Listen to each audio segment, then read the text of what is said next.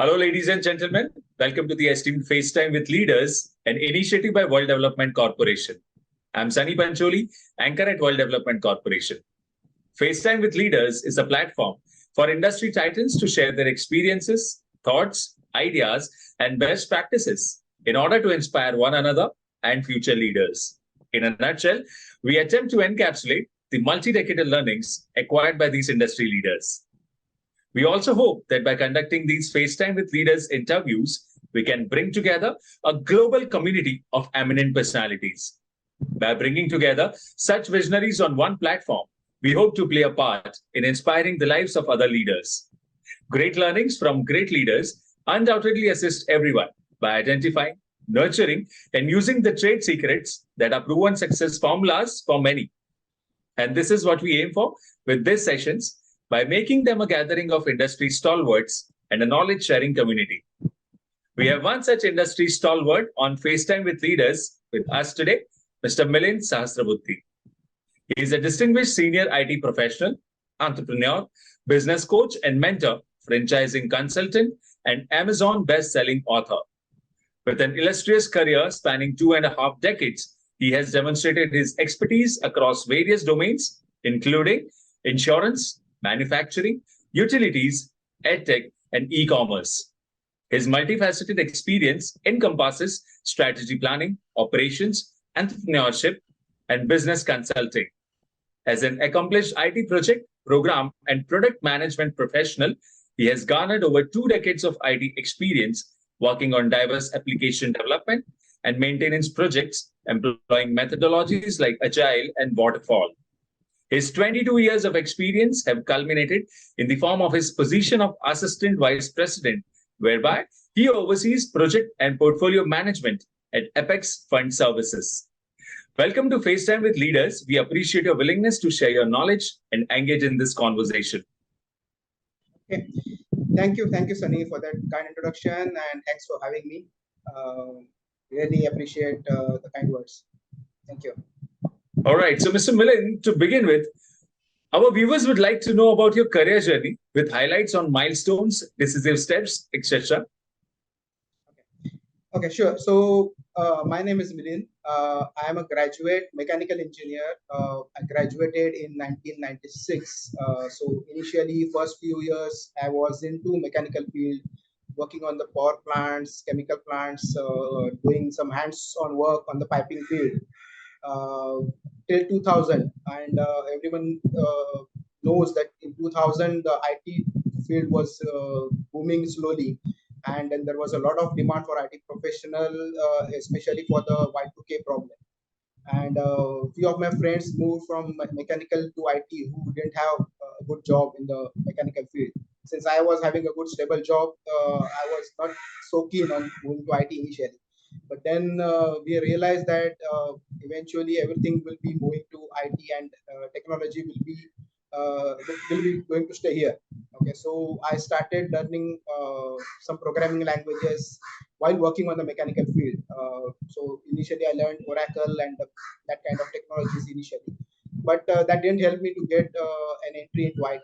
So that was kind of decisive situation for me, whether I should continue doing a part-time or parallel thing, or I should really dive into IT by leaving my mechanical field job.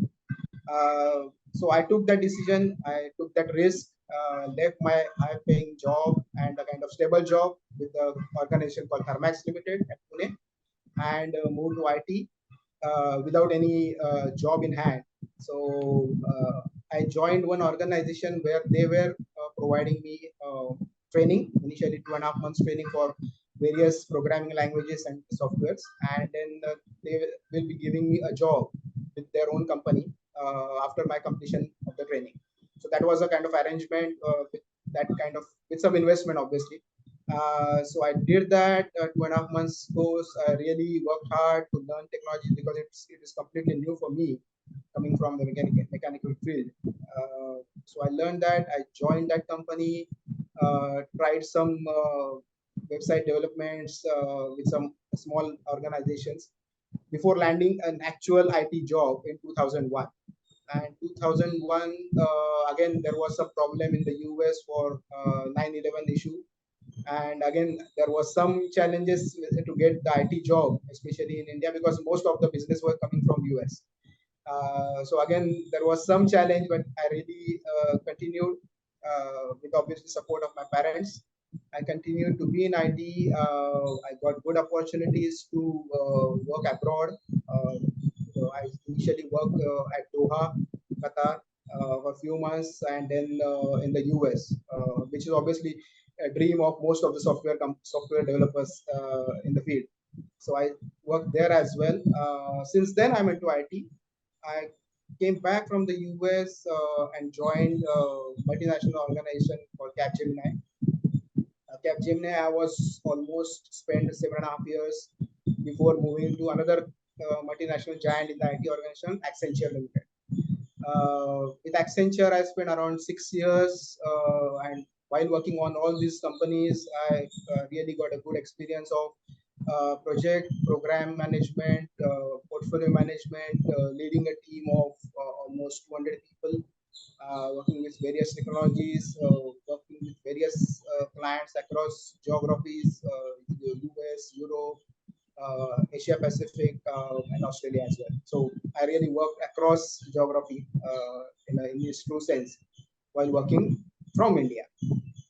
So onshore offshore was a prevalent model that time. So some of the projects were completely driven from offshore. So wherein we as a team work around the clock, serving the customers from Australia from the initial morning side to the late evenings from the US zone.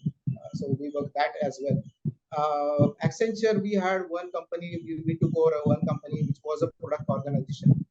So I was moved to that organization within Accenture. So I got a good experience on the product management side as well to implement the product solutions with a customized approach for the various insurance clients. So that was into insurance domain. And while working on all these aspects, when I was in the US, I got a good, you can say, exposure to the entrepreneurship, and I read a lot of books from entrepreneurship. And then I thought I'll start something on my own when I came back to India. I really tried that as well. So I started one quick service restaurant because I was fond of the setup of Magnates. So Magnates was one of the greatest, you can say, food business follow franchising as a business model. So I just followed that, and then we developed one franchisee. But unfortunately, due to COVID and the lockdowns, we had to close down the business. My franchisee is still working there. So we closed down the business, but yeah, really got a good exposure to the business world along with the IT field.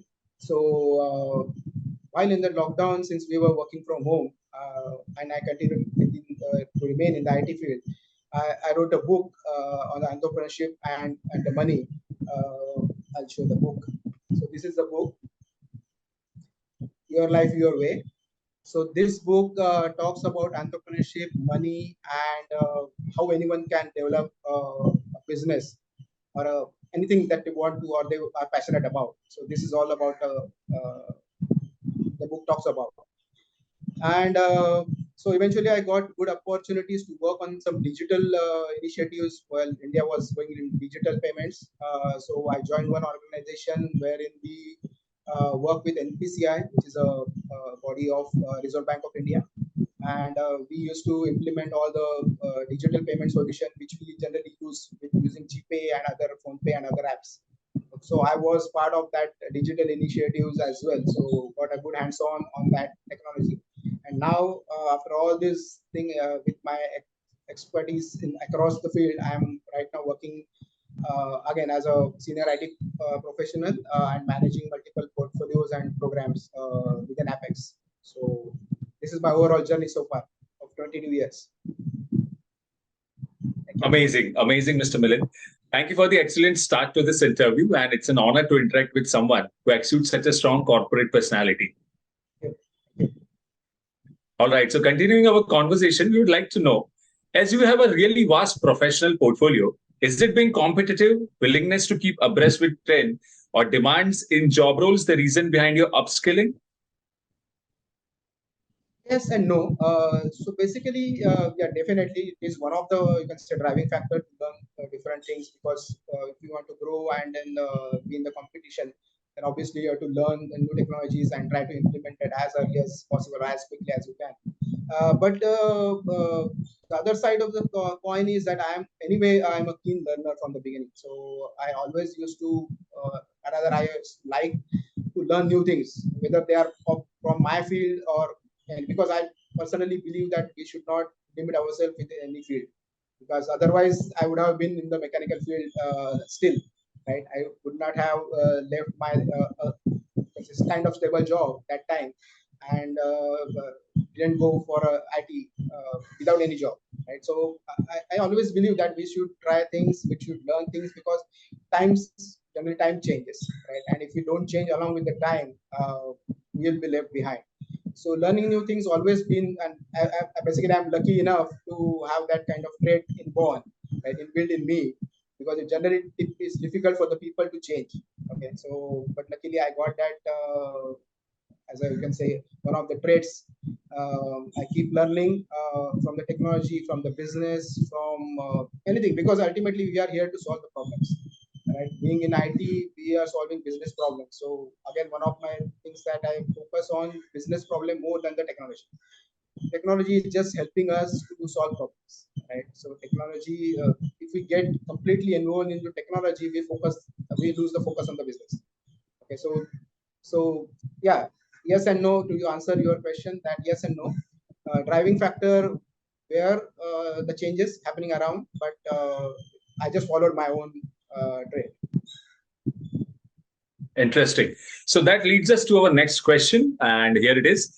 What principles do you live by in your professional life?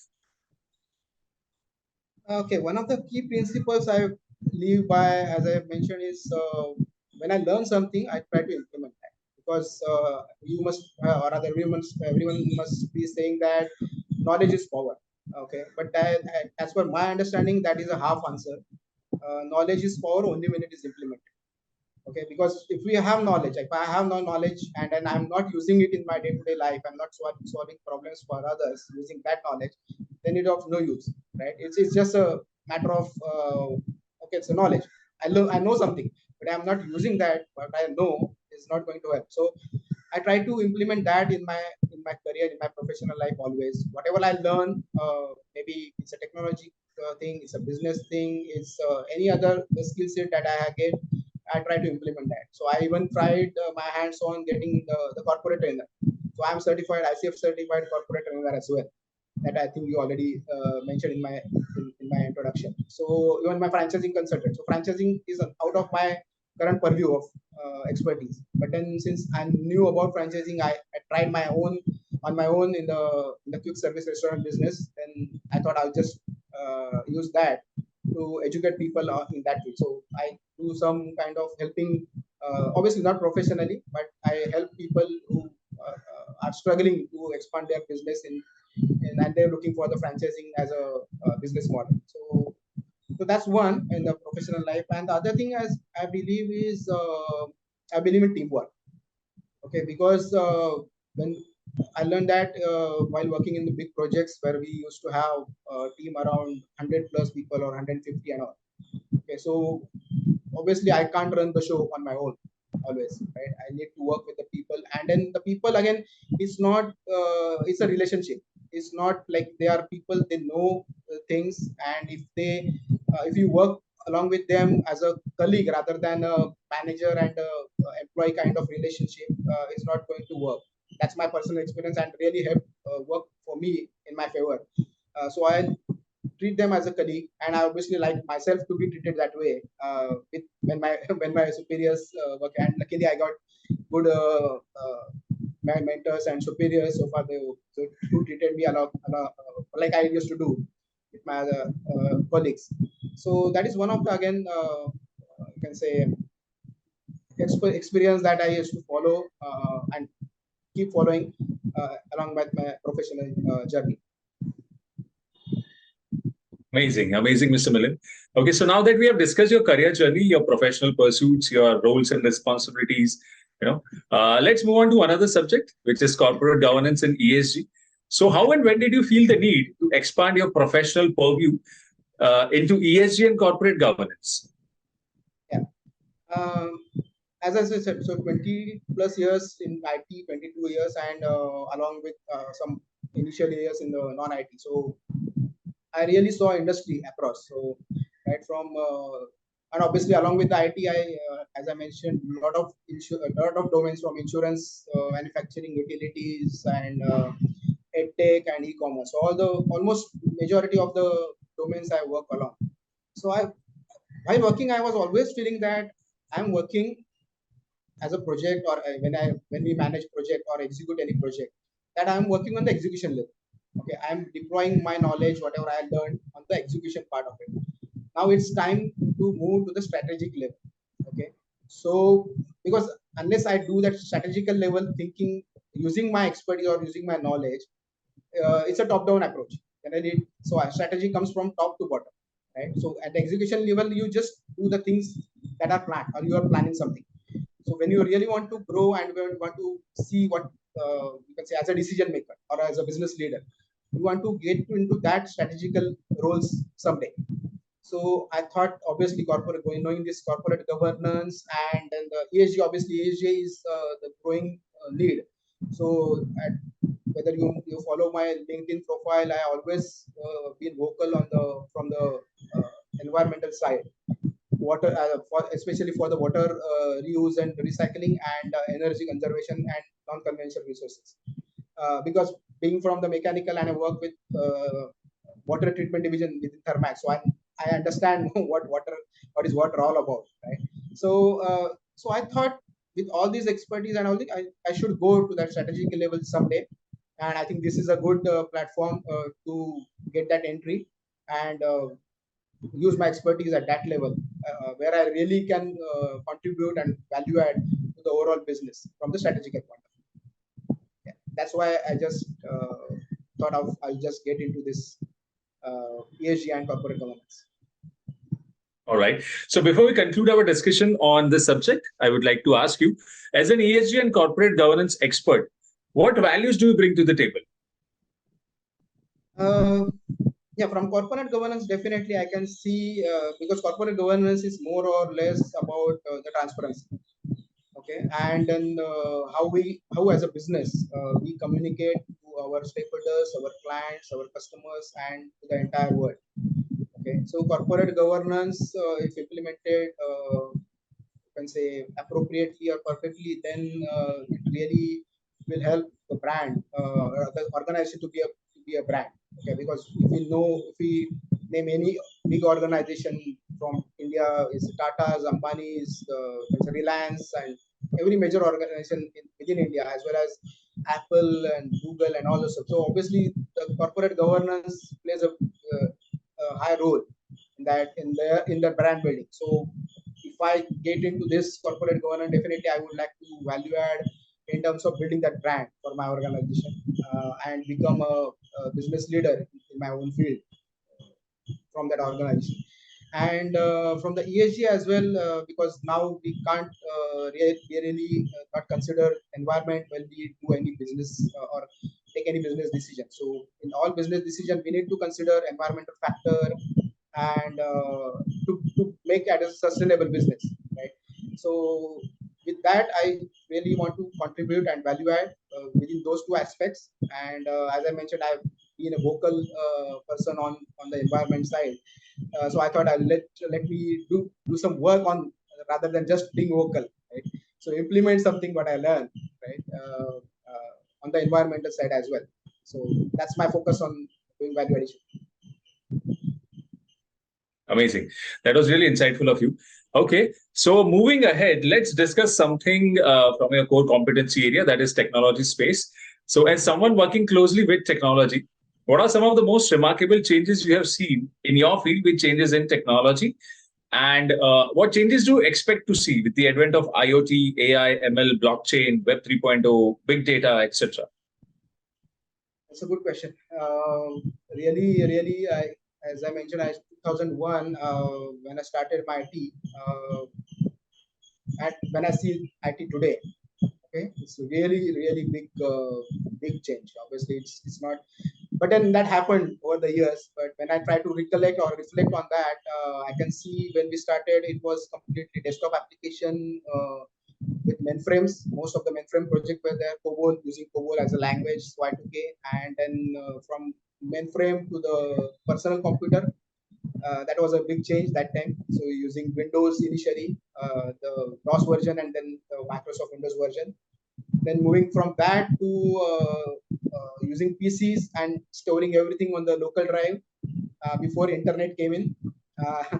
And then the internet slowly grew, and then rather than storing something on the phone or on the desktop or laptop, storing something on the cloud started, and then mobile device came in, and I really remember when I along I think 2012 WhatsApp.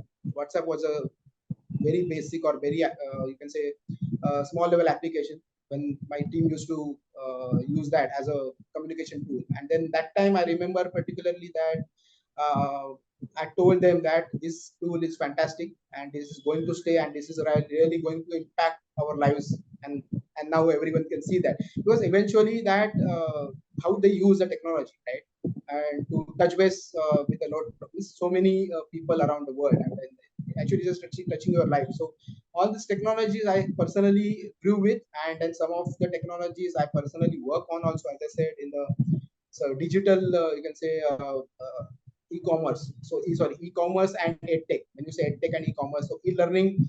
I myself work on so many e-learning platforms, and I develop so many e-commerce and e-learning platform myself. So I know that how the business moved from, you can say, local kirana stores to the big online chains, and then from local you can say classrooms to the global, or learn anywhere anytime.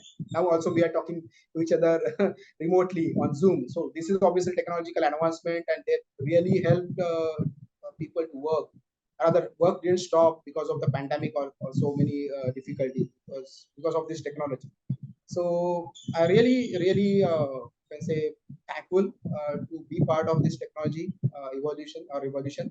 And personally, as I said, even work some digital, you can say payment also, right? As I said, payment is really change our, at least the India. When I see the payments, I was talking to a couple of my colleagues in the US or in the Europe. So they were amazed with the technological advancements from the digital payments. So they were really surprised to see how even the local, you can say, uh, tea stall is accepting a digital payment using any of the BIM UPI or UPI technology. And then it was something, as I said, is remarkable, and then I'm really proud of being part of that revolution. Absolutely. Okay, so this brings us to the last question of the session, and here it is. We are building a community of industry magnates. The move is meant for cross-pollination of knowledge and building a knowledge-sharing community of corporate giants and industry experts. So what are your thoughts about these initiatives taken by Mr. Zishan Pathan, Mr. Heval Mehta, and the whole team of World Development Corporation? What I can say, definitely it's really a good initiative. I personally feel that as I mentioned, I got to know about this corporate governance, this certification of independent directors, and so many other things when I came to World Development Corporation, or getting in contact with Mr. Jishan and Mr. Heaven. So I know that I knew that this kind of thing worked there, or how it works, but then a lot of intricacies, and then how it really works in the corporate governance, in the boards, and also obviously a lot of insights I got from with this initiative. So I would really like to thank both of them, and then obviously entire team of WDC, and then would like to be part in some way with my capacity in any way to contribute to this initiative. Great, Mr. Milind. It was fantastic conversing with you, and I'm confident that your insights will inspire future leaders. Thank you for joining us today. Wish you the best for your future endeavors. Moreover, trust that this initiative by Directors Institute has unquestionably expanded the participants' understanding and enriched their minds. Yeah, thank you. Thank you very much. Really appreciate it, and thanks for having me. Thank you. Have a nice day. You too. Bye. Bye.